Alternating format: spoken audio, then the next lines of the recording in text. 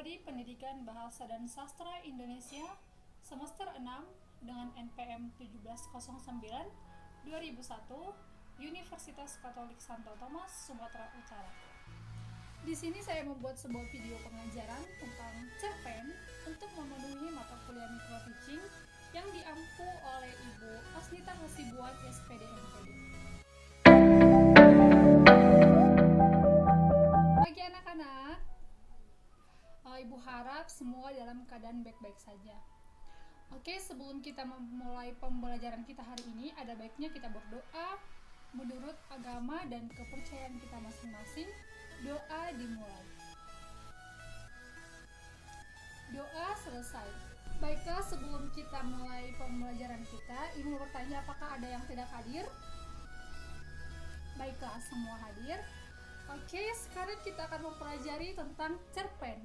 Nah, adapun topik-topik yang akan kita bahas hari ini yaitu yang pertama itu apa itu cerpen, yang kedua ciri-ciri cerpen, dan yang ketiga adalah unsur-unsur yang terkandung di dalam sebuah cerpen. Miss mau bertanya, siapa di antara kalian yang sudah pernah mendengarkan kata cerpen? Cerpen adalah kata lain atau sebutan lain dari cerita pendek. Nah, cerita pendek adalah sebuah karya sastra yang di dalamnya hanya memusatkan pada satu tokoh saja. Mungkin kalian bertanya, loh, Miss, kan di dalam cerpen itu ada beberapa tokoh. Ya, memang benar.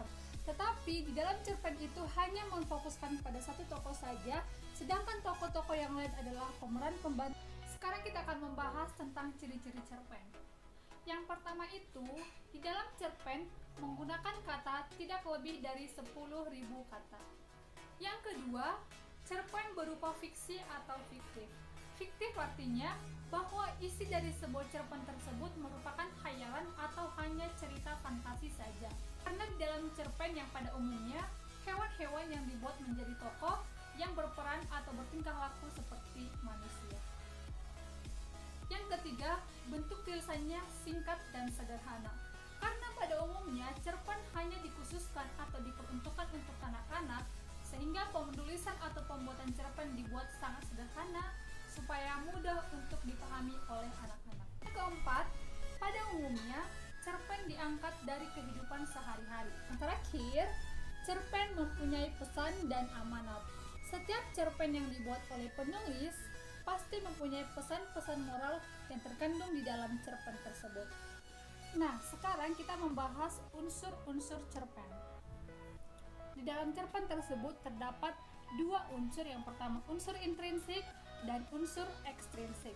Yang pertama yaitu tema. Tema merupakan gagasan yang membangun unsur cerita tersebut. Perlu kita ingat bahwa tema dengan judul itu berbeda. Untuk mengetahui tema sebuah cerita, terlebih dahulu kita harus memahami seluruh isi cerita tersebut sehingga kita bisa mengetahui apa tema yang terkandung di dalam sebuah cerpen. Yang kedua adalah tokoh. Tokoh adalah individu rekaan yang dibuat oleh pengarang untuk membangun cerita. Yang ketiga adalah penokohan. Penokohan merupakan sifat-sifat ataupun karakter-karakter yang diberikan pengarang kepada tokoh-tokoh tersebut. Nah, di dalam penokohan ada 3 jenis. Yang pertama adalah antagonis, protagonis, dan tritagonis. Selanjutnya adalah latar. Latar dibuat penulis untuk meyakinkan para pembaca terhadap cerita yang disajikan oleh pengarang. Di sini juga ada 3 jenis latar.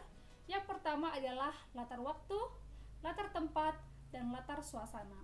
Selanjutnya ada alur, yaitu pola pengembangan cerita. Alur memiliki 3 jenis. Yang pertama alur maju, alur mundur, dan alur campuran. Yang terakhir adalah amanat. Amanat merupakan pesan-pesan yang disampaikan oleh penulis ataupun pengarang cerita kepada para pembaca. Nah, demikianlah pembelajaran kita hari ini. Semoga bermanfaat. Tuhan Yesus memberkati.